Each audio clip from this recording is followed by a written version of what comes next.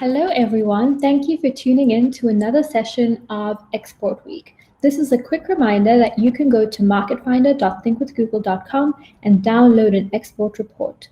All you have to do is enter your website URL, and then Google will pull your top recommended markets, and you'll be able to explore a variety of reliable data about those markets. Thank you, and please enjoy the session. Hi everyone, my name is Goodman Laporta and I'm an associate and account strategist here at Google. Today we'll be going around export. We're just going to be begin focusing on just a high level view of the solutions that are available at Google, the Google's technology on the know-how and partner ecosystem around export. So one that you might be familiar with is Market Finder, where you as an advertiser can go online and actually explore which market you want to explore or want to sell your product or your service. And then there are others offerings that we have that are also available to customers, maybe through a Google account strategist or some of the teams that we have. That involves Market Seeker, which is on average used by Google associate account strategists or strategists in general. And then we have the global expansion team at Google. And then we have campaign translators and then other products available to customers. And these could be obviously on request or trying to learn more from the team. So these are pretty much how our ecosystem looks like. But today we're going to focus on localization, a realm of export that's really important. So what do I mean by localization? So we're going to look at a business case in localization around how to export your business Google ad and YouTube strategy across sub-Saharan Africa or even abroad. This will be covered across 3 sections. The first one is going to be around localization versus translation. So the question there is around what is different from localization and translation? How do those differ? And then the second one is going to be around a verticalized approach. What I mean by a verticalized approach is we'll look into apps, we'll look into retail, and I will also look into travel. And the last one will really focus on applications on Google Ads and how you can launch a localization strategy on your Google Ads. So we'll begin with a used business case. The reason why I selected a used business case is this is the most simple or the most understandable way to kind of get a grasp of how to localize in the most effective way. So we're going to begin with this used business case using an outdoor business or an export product of wanting to sell camping chairs. So this business, we'll call it Business X, and is a company located in South Africa.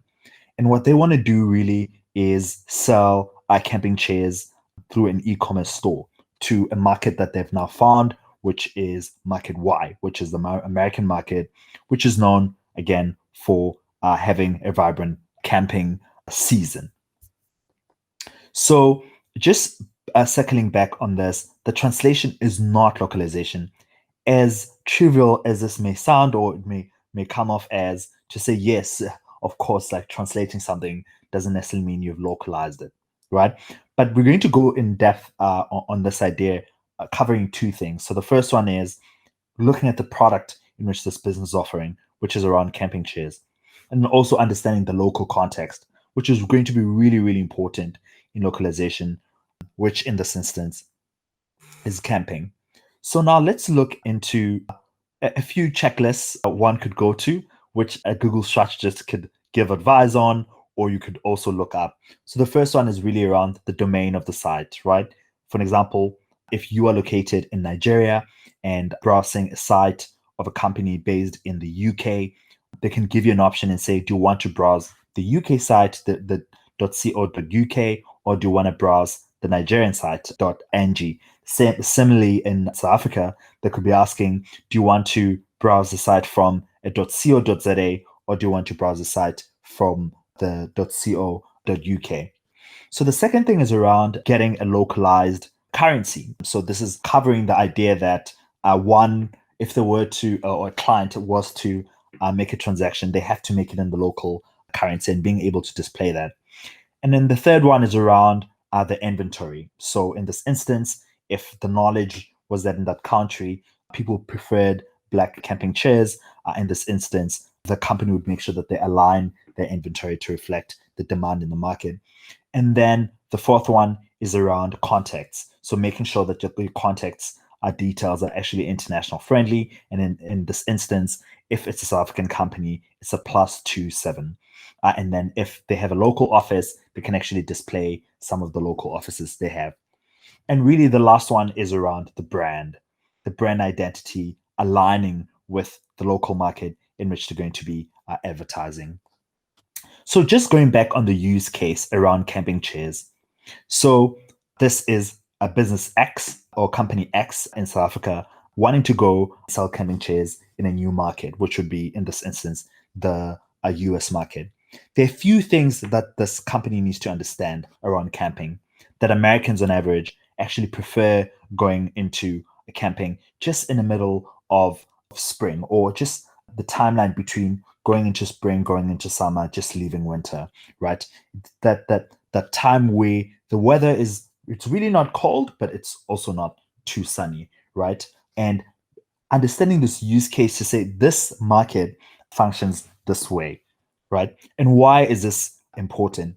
And this is very important because South Africans on average actually have a different use case for camping chairs. They do go camping, but there's also another way in which they use camping chairs. In this instance, they use it for more recreational outdoor activity. And there's high demand for recreational outdoor activity. And then camping chairs are kind of a symbolism to that, right? And it's very, very important for the South African company going into the US to understand the local context in which the product that they're selling exists in the market. So just to maybe emphasize on this idea on the business case. So you can actually see here in the Google Trends and showing trends over 12 months. We're obviously going to ignore timeline around when people went into lockdown. You can see that on average, there's no high demand on average for camping chairs in the US, but it then goes up when the weather becomes way better. So the same case in South Africa, like I mentioned earlier, there are two used case for camping chairs, meaning that people do go camping, but there is a high demand again in summer for camping chairs for outdoor activity. So it is very, very important for this company to understand the context in which they're going to be showing their ads and make sure accordingly they tailor those ads into the local market. So just to emphasize that on using that business case, the translation is not localization. Translating your ads is not enough.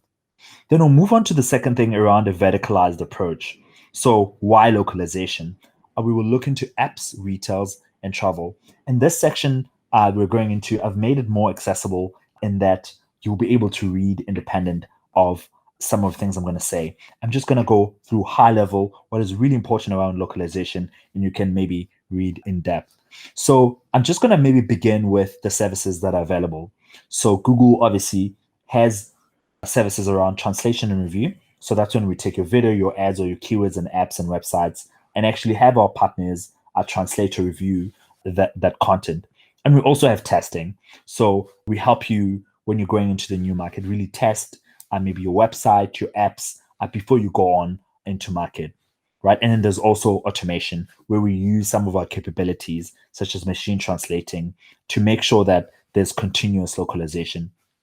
And then the last one is around performance, right? This idea that you can test for performance, meaning testing for websites and ads and keywords to actually track if you're having the highest return on investment.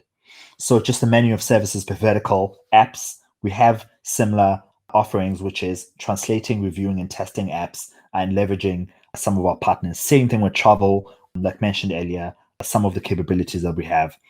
Also, similarly with retail, where we use translating for shopping inventory, feeds, and product description. And given the used case I used as an example in terms of camping chairs, that a South African might be more appealing if you appeal to this outdoor activity ad strategy, right? While in the US, it would be maybe ideal to focus solely on camping.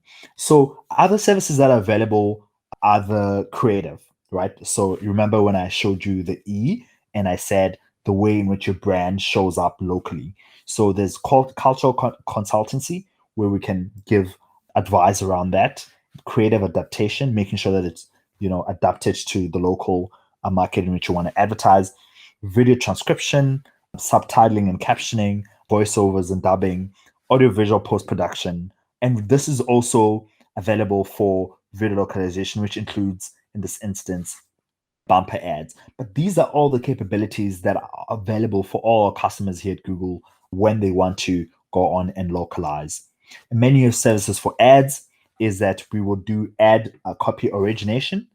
And I just want to note in this instance that this is actually a paid support service for Google, right? So we'll then do around research, origination and translation and review, and transcreation and optimization. I just want to add and more of an emphasis around that. Origination is actually content created after performing research in target languages. So if we were to maybe, for example, go into the US and find in this business case that I used that the camping chairs on average had a specific used case, we'll then begin maybe to advise on how for example, your ads should show up.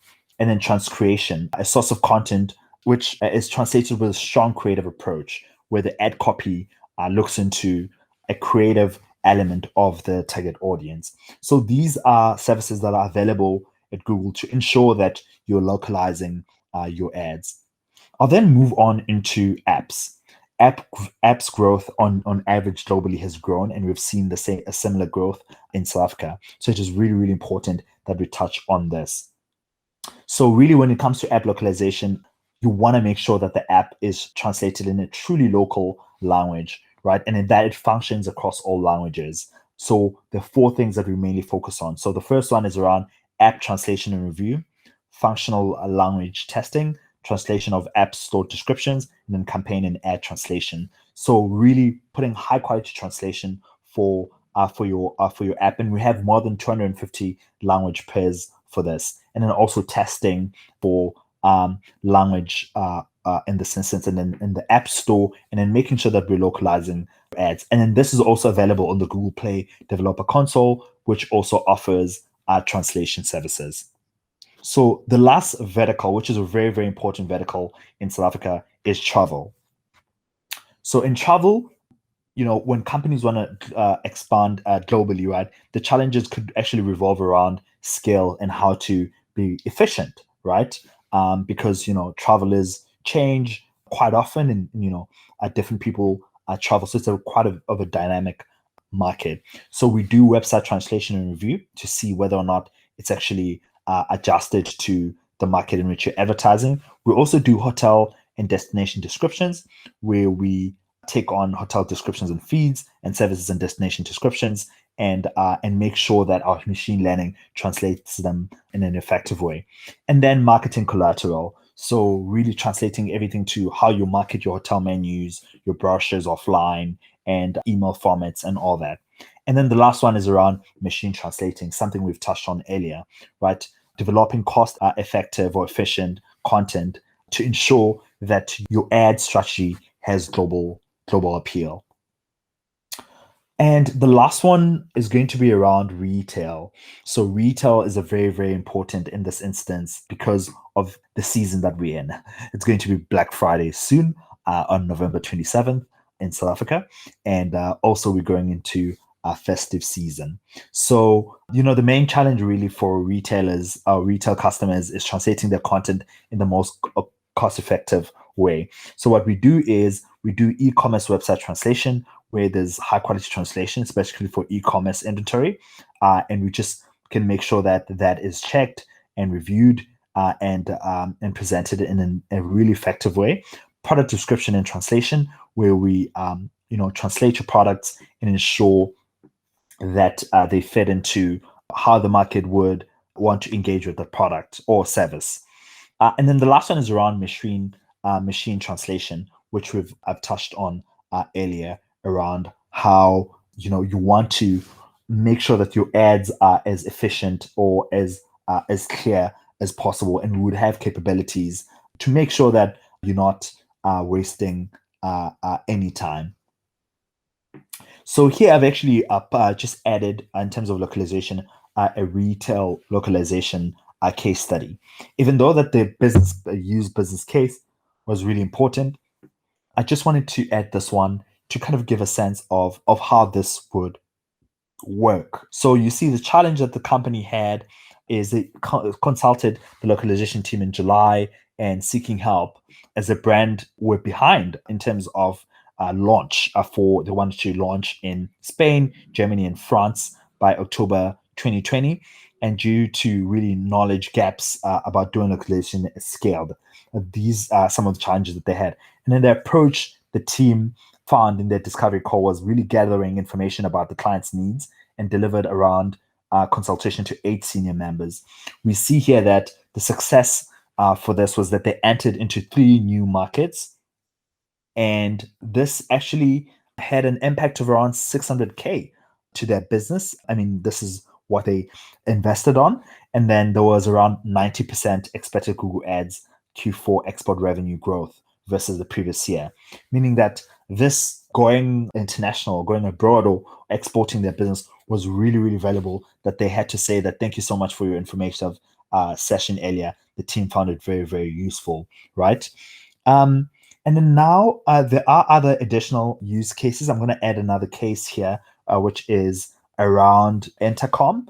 So this company wanted 5 language variations, and they found that this actually increased their search traffic by 25%, which one would say is true, right? This idea that if locally or yearly, let's just say on average, your customers in that country speak one language and they can only access, you can only access, let's say in this example, 2 million customers, right?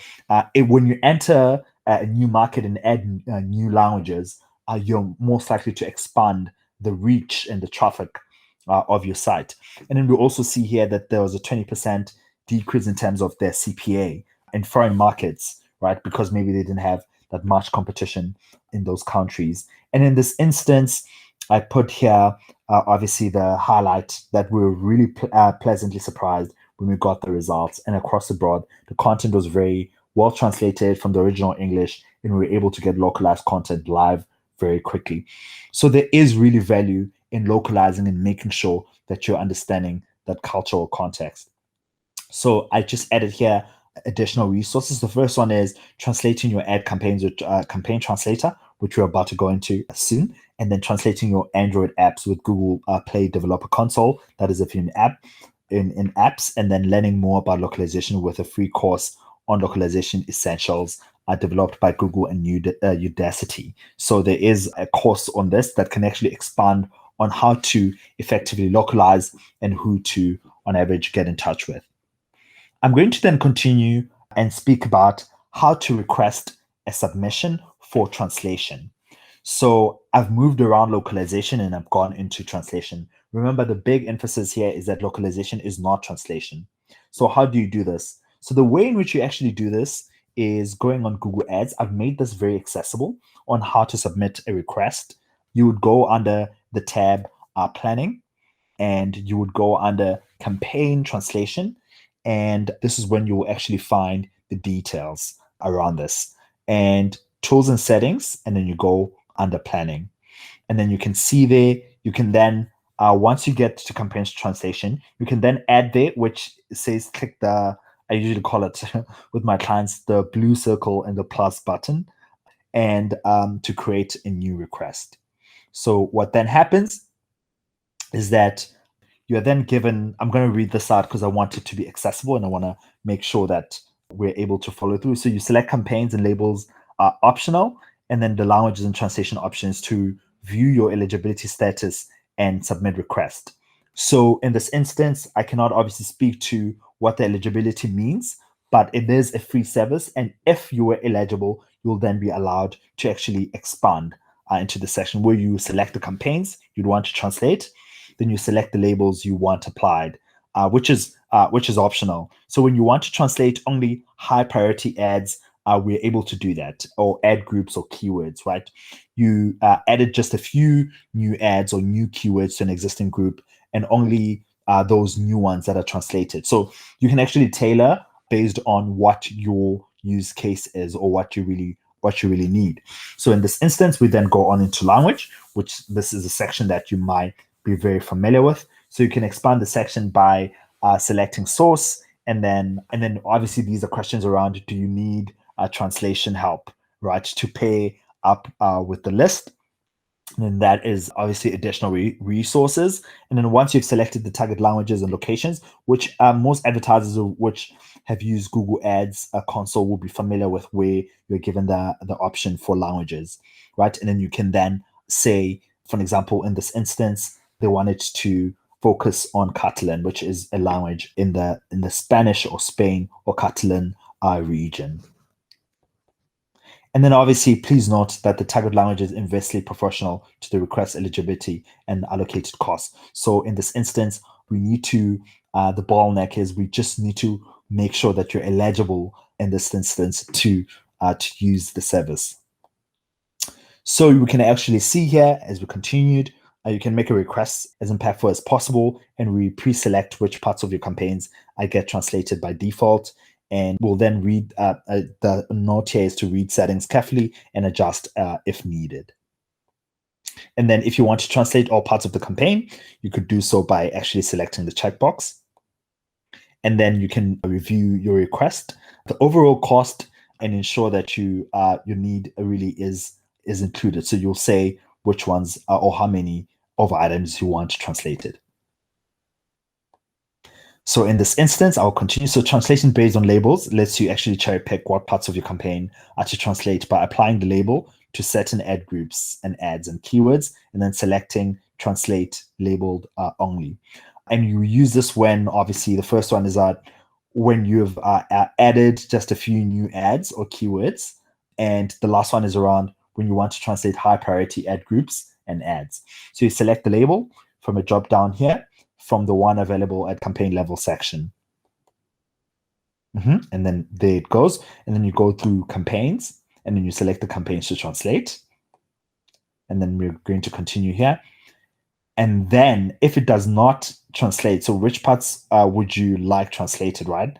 So this is when you're saying to us which parts you do not want to translate. So if you do not need side links, already have them on your ad text translated, and then you can then select an option to say to us that you do not want to translate that section.